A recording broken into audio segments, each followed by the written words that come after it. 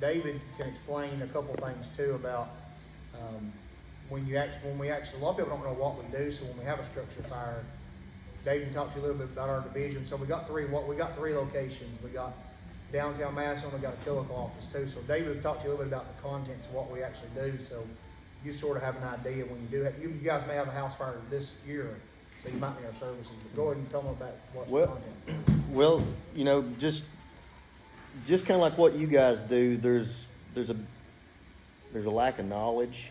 There's ignorance just around the process, right?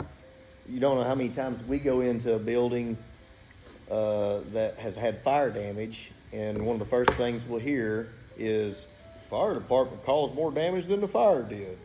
They don't understand, you know, that you have to do A, B, and C to make sure that their house doesn't burn to the ground after you leave and so forth. You know, I mean, it's just one of those things. So it's, you know, people just don't have a good understanding of what you do. And they oftentimes, on the other end of the spectrum, don't have a good understanding of exactly what we do. I know it's been 10 years ago.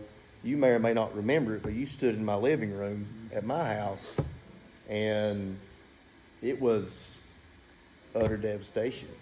You know, just, I walked in, and it was all smoke, embers, fire in the kitchen, and Todd came in and put the fire out and cleared the house and everything, and I had no clue what all steps were involved in making it right.